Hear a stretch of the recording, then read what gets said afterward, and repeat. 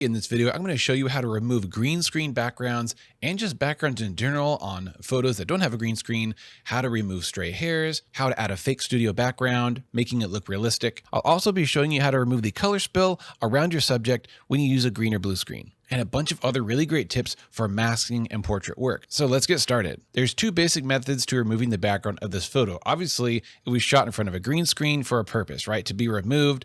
They do this in Hollywood all the time, and it's called Chromakey, which refers to the color of the background, which can be easily removed based on the color difference from the subject. So in Photoshop, we can do that by going to Select and Color Range, and then let's go to sampled color right there, the first option, and just click where the background is. And instantly, it sees white as the selected area, which we can then delete or remove.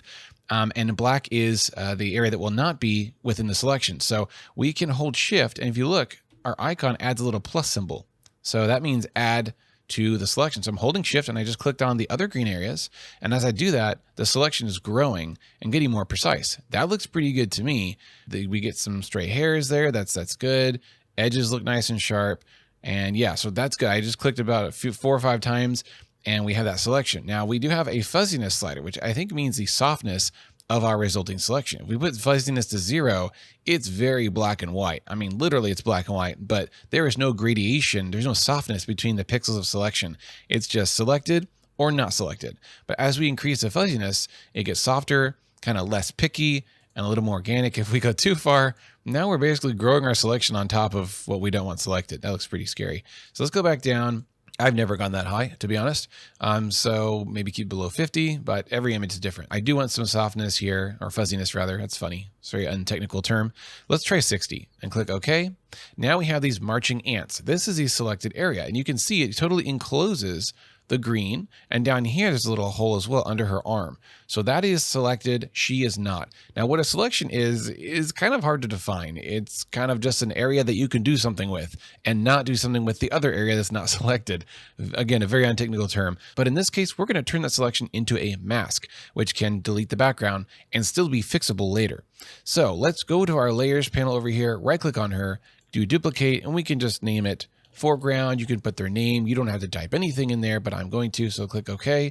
And we still have the selection. Now go down to this mask button, which is a white rectangle with a black dot in the middle, and click it. And now nothing changed, right? We can't see any difference, but over here we have a layer mask. So if we hide the background image that is the original photo with no changes made, if we hide that, now we have a mask, but it's actually inverted. So let's click on our layer mask on this top layer, which is right at the foreground. Click on it over here, this black and white thing, and press Control-I or Command-I on Mac. And now the mask is how we need it to be, which is white is present and black is hidden. The background is black in the layer mask. In fact, if I Alt-click or Option-click on Mac, you can see black is the background, white is foreground. Bada boom, bada bing, we got a layer mask and the background is gone. So we've zoomed in here and we can see how the mask did. It's really not that great. It's kind of choppy, sort of like blocky almost. It's blurred, but I just feel like it's kind of like a blurred pixelation. I mean, these edges look great because that was easy, you know, black on green, easy job for Photoshop. But when we get into this stuff, it gets a little messier. That's messy. That's going to be some touch up for color fixing. Like I said earlier, we'll be fixing this color spill, this green. It's actually pretty easy. There's a few ways to do that. But let's try the other method of removing the background, which is the subject select. And this is personally the method I like to use. So let's just hide this one, bring back the original. Again, we clicked on the eyeballs there.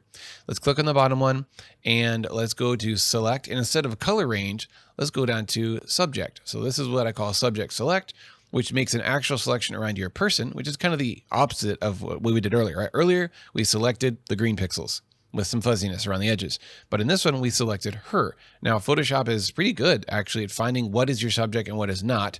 And I'm impressed. I like using this. I use this for my cosplay, my composites, even just normal retouching. It's really handy and very fast.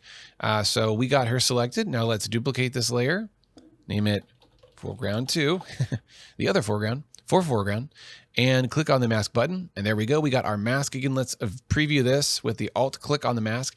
And you can already tell this is way better. I mean, there is really smooth natural gradation of black to white. It doesn't look choppy and blocky. Look at that. That's incredible. If this photo were better in focus, this would look even better. I didn't take this photo, actually. I do have permission to use this, but the photo is not very in focus. So don't blame me. But that looks beautiful. That's what we want to see. All right, let's click on our normal layer there to get out of that layer mask preview mode.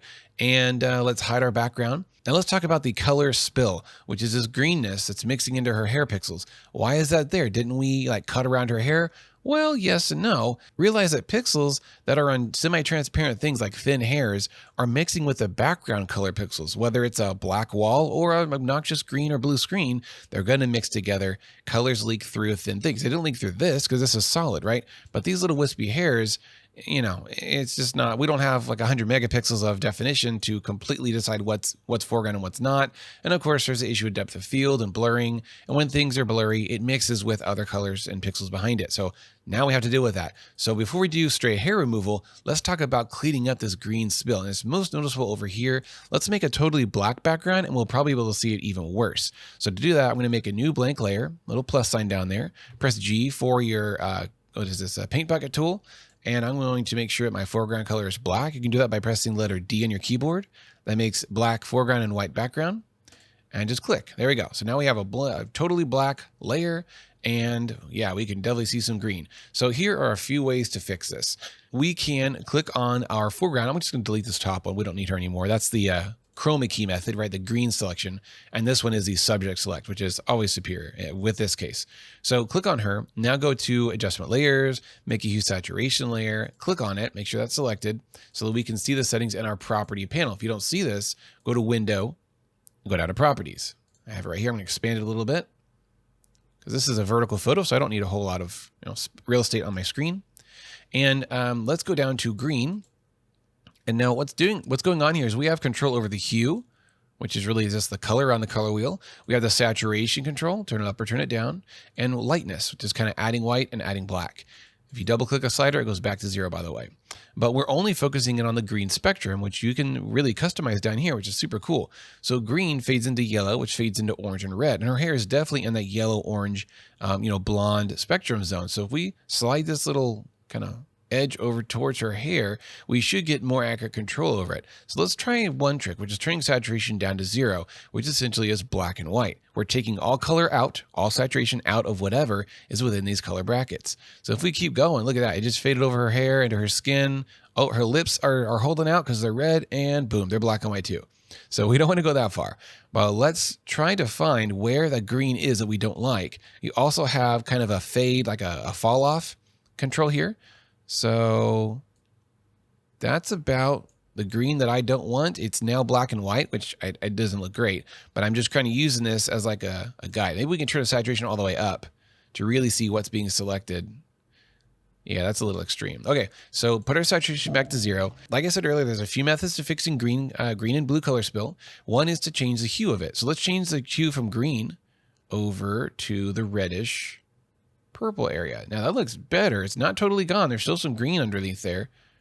But look, before and after, pretty striking. That got rid of kind of the inner green. The outer green that's darker and blurrier still there. Yeah, now it's not grabbing all of it. One way to fix this is instead of using this automatic color selection right here, where it just looks at approximate color ranges, we can use actual brush masking. So we can paint in where we want to be turned not green, right? We can paint over the green areas and it'll do this tweak to just those areas. So let's zero all these out so that we're not tweaking the greens. This thing doesn't matter anymore because nothing's happening here. Go to master and there we go. Now we're going to paint in her green areas, but first to know what we've painted, let's do a crazy wacky color thing here. There we go. Now click on your color mask and press Control I or Command I on Mac, B for brush. Right click and go to a nice soft brush. You can use the Photoshop thing and turn the hardness all the way down. That's really important, by the way. You don't want a hard circle brush. You want a soft circle brush. Okay, make sure your foreground is white. I just pressed the letter X to invert that black to white. White needs to be on top.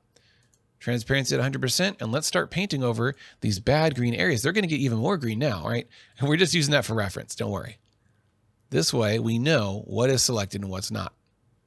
Now, realistically, in the long term, I'm going to remove these areas. So you don't have to be super duper perfect because I'm going to erase some of these stray areas because they're just not great, right? Wispy hair. I shoot outside all the time, so I'm just used to giving people haircuts a little bit. Things get crazy in Texas when you're shooting outside.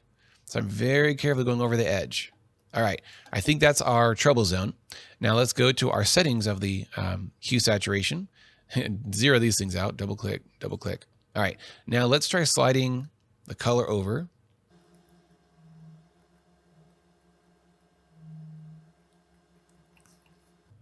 Yeah, it's a little better there. So the reason why I like doing this brush method, which is this is where I press, because we have control over it. It's not automatic. It's not guessing. We can manually paint in. Now, because I have her in a top layer, let's move on to the next step, which is erasing these stray hairs, which will help us further clean up these bad green areas. So click on her layer mask itself, not the layer of her, but her layer mask. Again, B for brush. And this time we want a black brush. So I'm going to press X to make it black. And let's paint over the stray hairs that we don't want.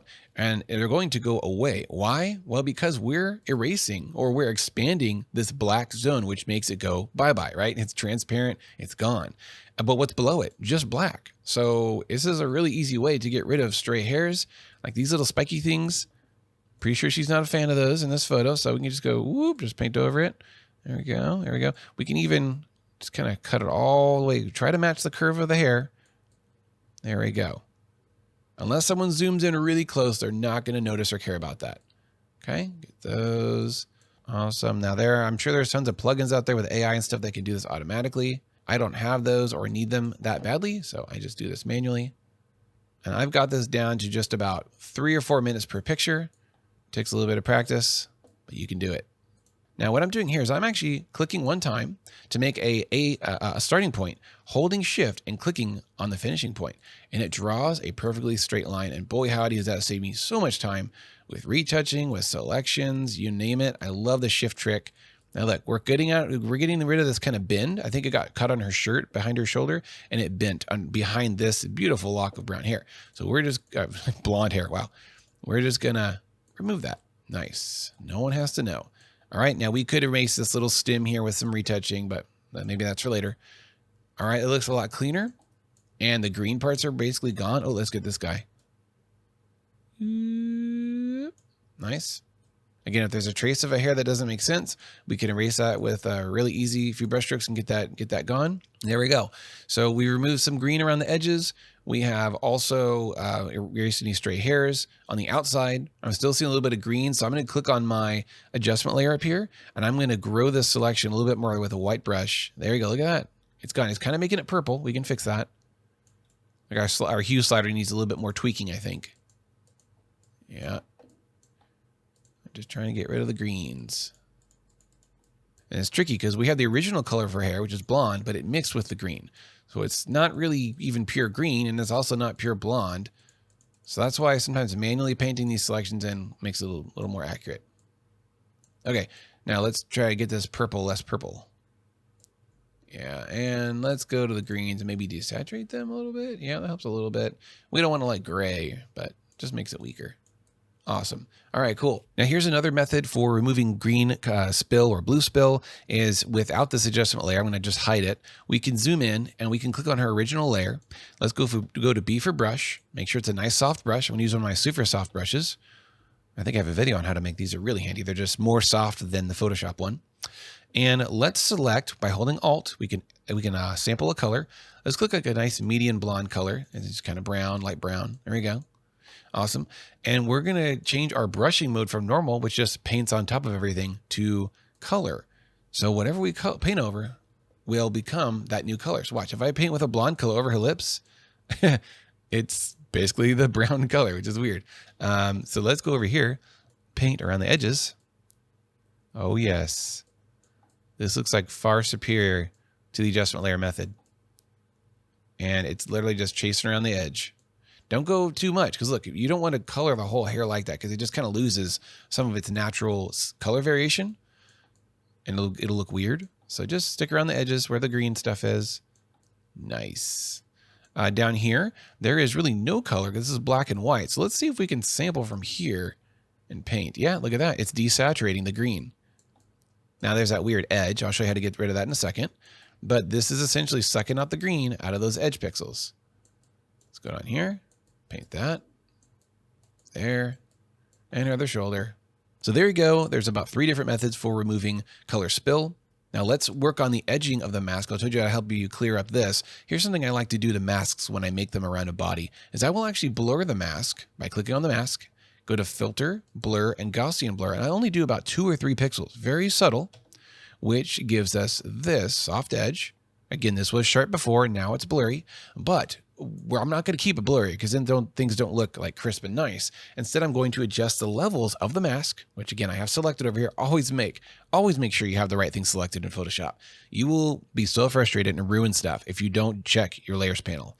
All the experts out there are not in their head because it's so annoying when you have the wrong thing selected and you do a tweak and it's like, what just happened? Oh, you had the wrong layer, or you just painted over her face and not her mask. So you're welcome. Now, again, with the layer selected, press Control L, and we're going to darken the mask, which look, if I do this back and forth, look on the left, it's going from blurry soft to sharper, and it's moving inwards. That's what we want.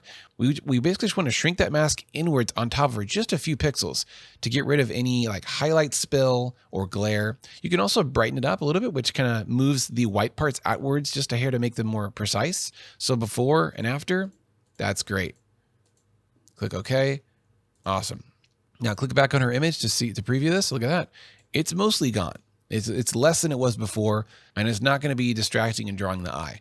So that's a really helpful trick. Now, if this was really bad, I can go with my brush and kind of use that shift trick I did earlier with a small brush set to black, and maybe not a soft brush, maybe a little bit of a harsher brush. So I'm using the Photoshop brush with hardness down to like 80 or 90. And let's just kind of click there. Let's hold shift. Let's kind of cut into her sleeve a little bit. Sometimes shirts do weird things and you can reshape them a little bit with this. Let's get rid of that white corner. Awesome. Now let's say this corner is really distracting. Let's say this edge is like really bright, right? We can just trace along it, holding shift. Try to follow the shape and the curve. Don't make it one straight line, but I'm just really carefully keeping the edge of my circle right over that white line of her shirt. And up here, it's fine. So it's going to kind of fade off. There we go. Awesome. All right. Oh, let's erase this stray hair. I'll show you how to do that. Click on her actual layer. Let's use clone stamp. So S for clone stamp, Alt, and click over here, sample a good area, and then you can simply paint. You may have to reset it a few times. So I'm just painting over that stray hair from an area of her shirt that doesn't have a hair, like that. So you can paint over. Let's erase that little blob right there. Awesome. You can also use this for things like pimple removal, removing dandruff and dust. It's really up to you how in depth you get with your headshot fixing and your retouching. You know, you're fixing every single thread and you need to charge for that. Like, make sure you're not overworking yourself and being realistic. Like, who's going to notice this? Yeah, maybe just me. There we go. So that's how you use the clone stamp tool to do that. You can also use the spot healing brush to remove stray hairs. So J and then the spot healing brush. Make sure it's small, just a little bit bigger than the hair itself, and just trace over it. And it usually does a really great job. Look at that. It kept the crease. Got little linty things here. Hey, you know what? Let's just be honest. All our shirts are a mess, right? No one's shirt is free of stuff. She does have some stray hairs here. So let's just trace down. Let's see how good this does. It gets a little weird. We got some cross sections or some intersecting hairs there. I'm going to use the little spot healing brush to cover that blemish up. Sometimes the spot healing brush does weird things, makes some artifacts. So you just got to learn to kind of cover those up. Awesome. So we removed some stray hairs from there. All right, let's add a studio backdrop to this. Now you can find studio backdrops on any number of websites like Pexels and Unsplash. Just look for textured backdrop or find a few different textures and layer them. All right, so I'm just dropping in a few stock images of textures and walls that I found. Let's see if we can find one that matches really good, and maybe we'll learn what doesn't look good with this type of work. If it comes in sideways, just click on the rotate handle on the edge and hold shift, and you can enlarge it. If you hold Alt, it'll enlarge from the center. Hit enter. All right, so let's put all these below her, right, because they're above her. So click on the first, hold shift, click on the last one, drag it below her layer, and boom, we got a studio background. It's perfect. It looks realistic, right? Well, there's a lot of work we can do. I'll show you how to make this look more realistic in a minute. So we got this concrete wall. We got another textured like marble, kind of white and bright. We got this weird, I don't know what that is, wallpaper design. Nope, that's not, that scale is just all wrong. I'm just going to delete that one. That one's not bad. Okay.